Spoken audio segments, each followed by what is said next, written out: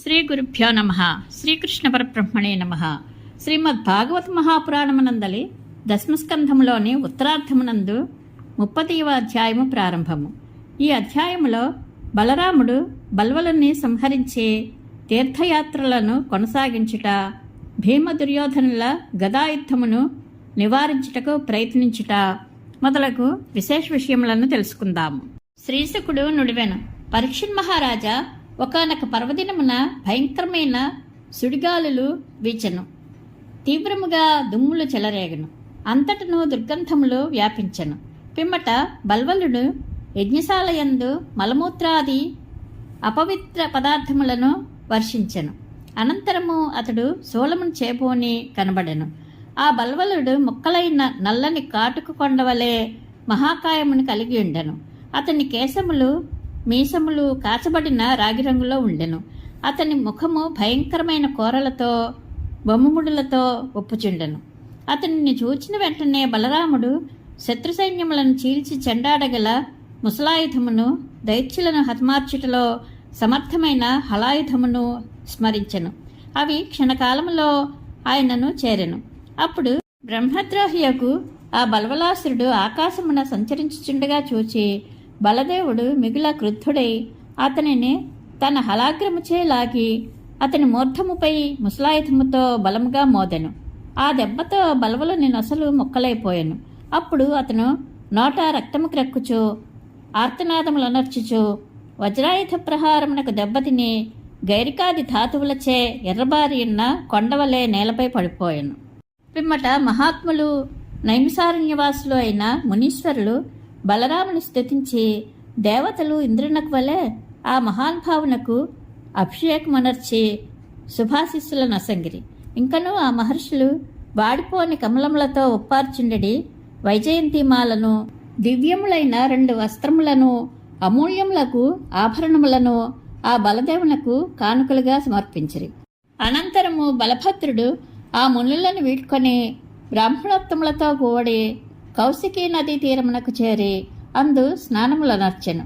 పిమ్మట సరయూ నదికి జన్మస్థానమైన మానస సరోవరమునకు చేరెను. క్రమముగా ఆ మహాపురుషుడు సరయూ నదీ తటమున ముందునకు సాగి ప్రయాగలో పవిత్ర స్నానములను గావించెను. అచట దేవర్షి పితృదేవతలకు తర్పణములను ఆచరించిన పిమ్మట పులహుని ఆశ్రమమునకు చేరెను. తదుపరి బలరాముడు గోమతి, గండకి, విపాసా నదులలోనూ శోణనదమునందునో స్నానాధికములను ఆచరించెను. పిమ్మట తండ్రి యొక్క వసుదేవుని కోరిక మేరకు గయకు వెళ్ళి ఆ ప్రసిద్ధ క్షేత్రమున పితృదేవతలను ఉద్దేశించి పూజలను అనర్చెను. పిదప గంగాసాగర సంగమ ప్రదేశమునకు చేరెను. బలభద్రుడు పవిత్ర స్నానమును ఆచరించి అచటి నుండి మహేంద్రగిరికి చేరిన పిమ్మట పరశురాముని దర్శించి ఆ మహాత్ముని పాదములకు సాదరముగా ప్రణమిల్లి గౌరవ మర్యాదలను నెరపెను. క్రమముగా సప్తగోదావరి క్షేత్రములను, కృష్ణవేణిని, పంపా సరస్సును, భీమరథిని సేవించెను. అచట కుమారస్వామికి పూజలు నర్చి మహాదేవునకు భ్రమరాంబ మల్లికార్జునులకు నిలయమైన శ్రీశైలమునకు చేరెను.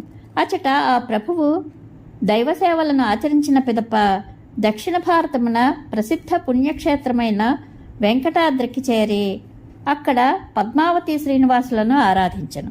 అచ్చటి నుండి ఆ మహాత్ముడు కామకోటి కామాక్షీదేవి పీఠమును దర్శించి విష్ణుకంచి, శివకంచి నగరముల మీదుగా నదీమ తల్లి అయిన కావేరీ జలములలో గృంకులెడెను. ఆ నదికి మధ్యన గల మహాపుణ్యక్షేత్రము శ్రీమన్నారాయణునకు నివాస స్థానమైన శ్రీరంగ క్షేత్రమునకు చేరెను. ఆ పునీత ప్రదేశం నుండి బయలుదేరి శ్రీహరి క్షేత్రమైన వృషభాద్రిని దర్శించి దక్షిణ భారతమున ఖ్యాతి వహించిన మధురై నగరమున ప్రవేశించి మీనాక్షీదేవికి సేవలనర్చెను. పిమ్మట సకల పాపములను హరించివేయినట్టుదియో సముద్ర జలములపై నిర్మింపబడినదియో అగు సేతుబంధనమును చేరెను. అచట పరమేశ్వరుని ఆరాధించి ఆ హలాయుధుడు బ్రాహ్మణోత్తములకు 10,000 గోవులను దానము చేశాను.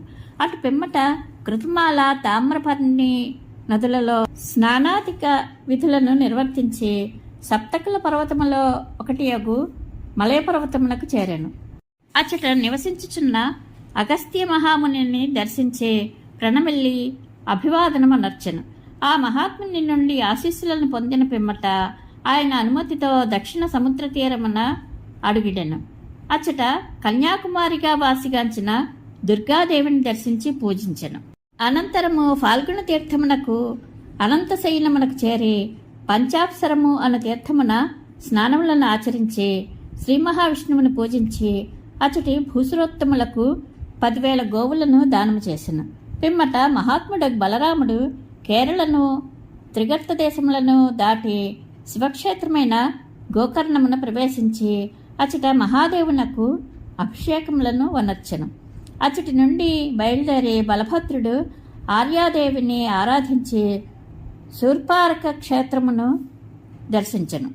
అనంతరము తాపి, పయోష్ణి, నిర్వింధ్యా నదులలో స్నానములను వనర్చి క్రమముగా దండకారణ్యమున ప్రవేశించెను. తదుపరి ఆ మహాత్ముడు నర్మదా నదీ తీరమున గల మాహిష్మతీపురమునకు చేరి అచ్చటి మనుతీర్థమునందు స్నానమాచరించి దైవారాధనలను ముగించుకొనిన పిమ్మట మరలా ప్రభాస తీర్థమునకు చేరెను.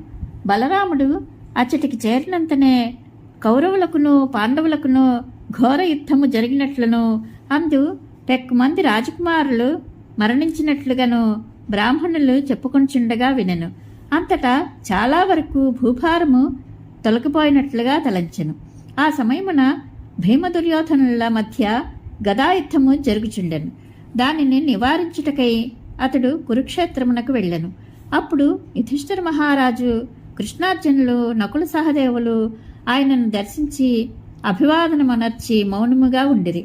ఈ ప్రభువు ఇప్పుడు ఇచ్చటికి వచ్చుటకు కారణము ఏమయ్యుండును అని తమ మనసులలో తర్కించుకొనిరి.